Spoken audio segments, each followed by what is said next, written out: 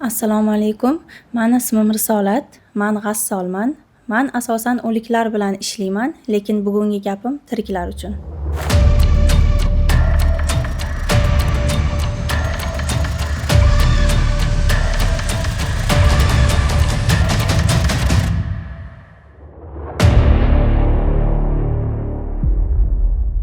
G'assollik bu kasbmi yoki? G'assollik bu kasb emas, har bir oila vakillari bilishi kerak bo'lgan vazifa. Bu kasb qachon paydo bo'ldi? Qachondan urfga kirib qoldi? Mahalladagilar, keyin dasturxonchi degan odamlar bo'lardi. O'shalar yuvib yurishardi. G'assol bilmayman, men kichkinaligimdan g'assollar bordi. Meni ham kichkinaligimdan bor g'assollar. Lekin tarixni o'qimagansiz, ya'ni qiziqmagansiz kitobdan. Bo'ldi. Kasbingizdagi muammoli jasadlar haqida ozgina gapirib bera olasizmi? Ibrat uchun gapirib berishga harakat qilamiz. Men gapirishim to'g'rimikin-da hozir? Albatta bu yerda biz shaxsni ismini, manzil makonini va uning kimligini hech kimga aytmaymiz. Bu u shaxs haqida bo'lmasligi ham mumkin. Biz oddiy misol o'laroq u yerda bo'lgan voqeanigina aytamiz xolos. Ibrat uchun bo'lib o'tgan qaltis voqealardan birini aytib berishingizni iltimos qilib qolardik. Ibrat uchun bo'lgan voqealardan aytishga harakat qilaman. Shunaqa holatlar bo'ladi. Hattoki qabrga yetib bormasdan, yuvishga olmasdan inson tanasini qurt bosganigacha guvoh bo'lamiz. Ya'ni bu yuvilganga qadar inson bu yerda bemor bo'lib yotgan bo'lishi mumkin. Ular bemor emas edilar. Bemor emas edilar. Men o'zim ham so'raganman, balkim ko'p qolib ketgandirlar bular. Chunki hech kimlari yo'q ekan. Ko'p qolib ketgandirlar balkim desam, yo'q, kechagina yurib turib, bugun vafot etgan inson.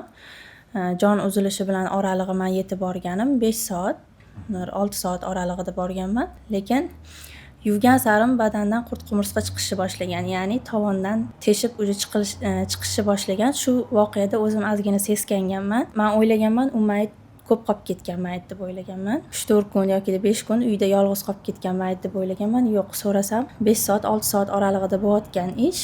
Shu narsa meni hayolimdan ketmaydi haligacha. Sababi nima bo'lganini so'rab surishtirmadingizmi? Yo'q, sababini so'ramaganman. Bunday holatlardan saqlanish uchun nima maslahat berasiz? Har bitta qilayotgan ishimizni oxirini o'ylab qilishimiz kerak. Yaxshi va yomon taraflarini taroziga solgan holatda yashashimiz kerak. Ya'ni chiroyli amallarimizni ko'paytirishimiz kerak, aynan xotimamiz chiroyli bo'lishi uchun ham. Qizlar bilan bog'liq bo'lgan voqea, ayanchlisini aytib bersangiz. Ya'ni hali turmushga chiqmagan qiz. Hali turmushga chiqmagan qizlarga asosan borganlarim sababi o'zini joniga o'zi qasd qilish bo'lgan. Misol uchun shu vaqtgacha yurgan qizlarim, yosh qizlarim to'g'ri kasallik bilan ham vafot etganlari bor, lekin asosan joniga qasd qilgan qizlarga ko'pincha borib qolaman. Qanaqa tarzda joniga qasd qilishgan? O'zini osish, dori ichish, shunaqa holatlar ko'p bo'ladi. Bo'ynidagi izni ko'rib, to yuvingunimcha o'sha sababini ko'p o'ylayman, nima sababdan shu darajaga yetib kelgan. Baribir qiziqasiz-ku u sababini, lekin uyda ko'p holatlarda sababini uydagilar ham bilishmaydi. Shunaqa holat bo'ldi. Shu holatdan juda ham ta'sirlandim. 3 kun oldin bo'lgan narsa, 20 yoshli qiz to'yi bo'lgan. To'yga kechki payt, o'sha to'ydan qaytishda davlenasi tushib, o'sha vafot etgan. O'zidan o'zi. Chunki hech narsa yemagan. Och holatda yurgan. U ham bir sabab, o'zi qadar.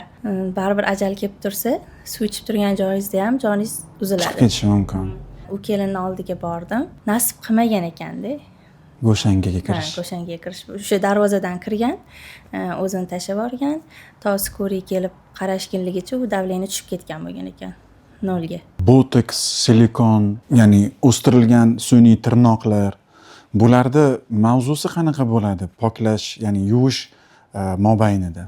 O'zi g'assollarning ishi tahorat, g'usl oldirib kafanlash. Nima deydi? Sochini chigali taralmaydi, harom tuk olinmaydi, tirnoqlari olinmaydi. Lekin hozir g'assollardan talab qilinayotgan narsa mayt sochini chigalini tarang, harom tuklarni olib qo'ying, tirnoqlarni olib qo'ying. Bizning vazifamiz ular emas o'zi. Ularni kim qilish kerak? Ular o'zi har bir inson, har bir ayol o'zi har doim pok holatda, tahoratli holatda yurish kerak. ayollarga ko'p ta'kidlaymiz, har doim tahoratli holatda, pok holatda yurishligini. Misol uchun uzrli holatda ham ko'p so'rashadi. Uzrli holatda bo'lsa-chi deb. Uzrli holatda bo'lsa mayitli biz poklaganimizdan keyin tahorat g'usulda bo'lishadi. Agar mana kipri tirnoqlarga keladigan bo'lsak, ular bizani umuman vazifamiz emas. Asosan ayol kishi o'zi har doim ayol emas, o'zi insoniyat o'zi har doim o'limga tayyor bo'lib yashashi kerak. Misol uchun hozir aytishadi-da mana. Qarang, 6 oylik, 1 haftalik, 1 oyda oldirib tashlayman, tirnoqlarimni ketadi deyshadi. 1 soat yashashligiga kafolatini berishsin bizga. 1 soatlik umrligi uchun. Misol uchun hozir bu yoqdan chiqamiz, uyimizga yetib olamizmi, yo'qmi? Eng og'ir yuvgan mayitingiz og'ir yengil hisoblaysizmi? Kategoriyaga bo'lasizmi o'zingiz uchun? Masalan, yengil kirib chiqdim, kirib chiqqaningizdan keyin o'zingiz ham og'irlashib qolasiz, gaplashgingiz kelmaydi. O'zingiz ruhiyatingiz qanaqa bo'ladi? Uyqudan tura olmay, uyga borib umuman ish qila olmaydigan holatlarim ham bo'ladi. Bir xilgi joylarga kirib chiqqandan keyin juda ham yengil bo'lib qolaman. Nimaga? Menimcha mayitni yashab o'tgan hayotiga bog'liq deb o'ylayman. Mayitni ahvoli sartaxtani ustida yuvilayotgan vaqtda bilinadi. To'g'ri, biz mayit ko'ynimizdan ham, ichimizdan ham o'tkazishimiz mumkin emas. Ajratishga bizning haqqimiz yo'q, mayit ajratishga. Biz har bir ishlatayotgan suvimiz uchun kimnidir ajratib, unga ortiqcha narsa ishlatib, bunga ko'proq kafalli ishlatib, tabaqaga ajratib yuvishimiz ham, Poklash ham mumkin emas. Hammani birdek ko'rishimiz kerak. Tatuirovkalar, ya'ni kiprilar bor holatlarga ham ko'p duch kelamiz. Qiz bolalarda ayniqsa hozir ko'paygan. Qiz bolalarda deymiz-ku, lekin hozir 50-60 yoshli onaxonlarimizda ham bor-da bu narsa. Bu nima deb ayta olaman bu narsani? Alloh bergan husnga, chiroyga, tanaga qoniqmasdan bandasi qiladigan ishlarni ustun qo'ygan insonlar menimcha shu ishlarni qilishadi. Poklash davrida sizga muammo olib keladimi bu narsalar? Muammo olib keladi. Bu narsalar biz uchun birinchi muammo vaqtimizdan ketadi. O'zi bizga berilgan vaqt 1,5 soat, uzoq 2 soat vaqt berishadi. Uy egalari, ya'ni erkaklar tomonidan. Biz u tirnoqlarni o'zimiz ola olmaymiz. Nima qilsak ham imkoni yo'q. Qanaqa qilasizlar bo'lmasa? O'zini masterlarini chaqiramiz, lekin masterlari xohlamaydi. Chunki mayitdan ko'pchilik qo'rqadi, seskanadi. Aynan o'sha rozi bo'ladigan masterlarni topguncha ham vaqt ketadi. Olib berishlar uchun o'sha tirnoqlarni, o'sha kipriklarni juda qiyin-da. Kiprikni mayli yulib olarmiz. U yulgan o'zi mayitga ozor berib bo'lmaydi-da. Shuda Kiprigini yulib olib tashlang deyshadi. Bizda yulgan sarimiz u mayit ozor chekadi. Misol uchun bu narsa bizga ham qiyin. U ish qilib faqat o'zligiga ozor berishadi. Bu yoqdagilarni ham ishini cho'zib qo'yishadi ozgina. eng go'zal va latif yuvgan insoningizni esla olasizmi? Esla olaman. O'zimning xizmatimga mehrim oshgan vaqt bu o'zimga o'xshagan insonlarni, ya'ni g'assol ayolni yuvganim bo'lgan. G'assol ayolni borib yuvganimda men juda ham maza qilganman. Sababi u mayitdan chiqayotgan hid, u ayoldan taralayotgan nurga nima deydi? Ko'zim qamashgan. Yana bitta mayit hech ham esimdan chiqmaydi. 8-etajdan o'zlarini tashlab yuborgan onaxon. Ya'ni ular juda ham chiroyli holatda menga ko'ringanlar. Sababini bilsam, nimaga o'zlarini tashlab yuborganlarini ular qasddan qilmagan ekanlar. Oxirgi vaqtda ruhiy tomonlama betob bo'lib qolgan ekanlar. 8-etajdan tushib ketganlar, lekin shu holat umuman ularda ko'rinmagan. Men to uydagilari aytishmaguncha men u onaxonni 8-etajdan tushib ketganlarini bilmaganman. Chunki badanda bitta shilinish ham, ko'karish ham hech narsa bo'lmagan. To'g'ri, suyak sinishlari bo'lgan.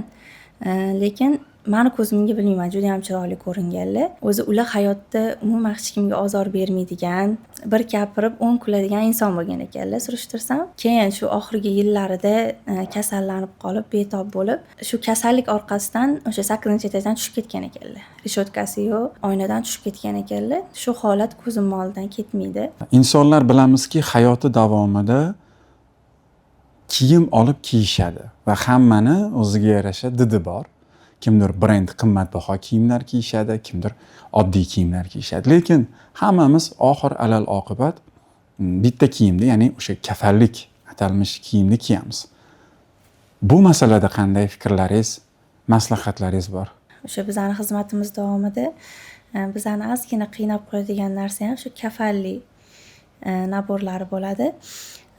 Bilasizmi, o'zi kiyimdan, boshqa narsadan, o'zi umuman janozadagi hech narsadan pul ayamagan insonlar aynan shu kafanlikka kelganda eng arzonini olishadi.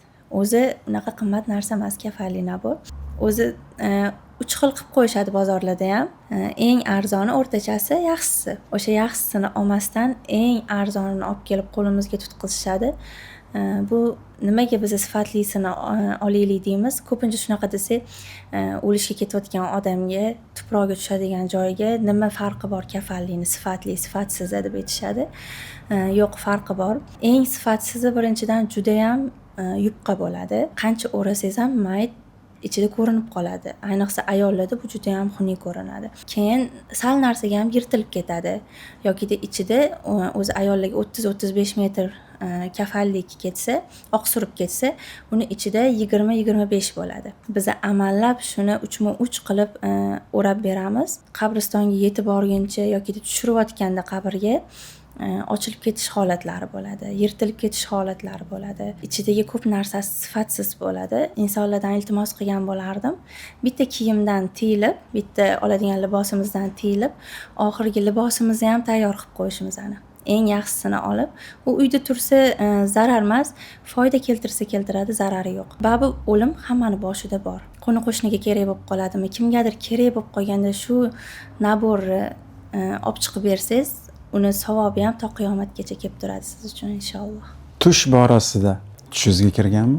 Yuvgan maytlarimni yana qayta tushimda ko'rishim mumkin. Ko'pincha meni quchoqlab ketishadi yoki orqamdan quvlab qolgan paytligi bo'ladi. To'g'ri, unaqa paytlarda men cho'chimayman. Tushimda ko'p ko'raman. Asosan, lekin mana tushimda mayt yuvdimmi? Mana bugun uxladim, tushimda mayt yuvdimmi? Ertalab turib aniq janozaga boraman. Misol uchun, menga qo'ng'iroq bo'ladi. Ko'pincha shu holatga duch kelaman. Tuni bilan men mayt yuvib chiqaman. O'sha turganimdan keyin menga telefon orqali aloqaga chiqishadi. Bugun shunaqa sizga xizmat bor edi deb. Asosan borishimdan oldin tushimda ko'raman lekin. Ayollarga tafakkurlarini ishlatish uchun qanday maslahat, qanday so'zlaringiz bor? O'zingizni kasbingizdan kelib chiqqan holatda. Shu xizmatimiz davomida chiroyli holatlardan ko'ra yomon holatlar, og'ir holatlar juda ham ko'p uchrayapti, ya'ni ayollarda. Xo'jayinim g'assollar, ular bilan biz o'sha uyda gaplashib o'tirsak, shuni sezamanki, erkaklarga qaraganda ayollarning ahvoli og'irroq ekan. Ayollarni asosan og'zidan chiqadigan so'z bu qarg'ish bo'lib qolgan. Misol uchun, og'zingdan laxta qoning kesin degan gap ham oddiy bo'lib qolganda, shu narsa og'zidan tushmaydigan ayolni jasadini yuvganimda o'zini og'zidan shu narsa to'xtamagan. Yonimda qo'shnilari qarashib, menga yuvishga qarashganlar, to'xtata olmayapman deb harakat qilaverganman. Shunaqa desam, ko'p qarg'ardilar-da. Hammaga oddiy gapdek gapirardilar. Sal narsaga ham og'zingdan laxta qoning kelsin deyaverardilar. Ancha o'ylanib qolgan edim. Demak, bizning ayollarimizni og'zidan hozir har xil gaplar, qarg'ishlar tushmay qolganda. Chiroyli gap, chiroyli amallar, chiroyli xotimaga sabab bo'ladi.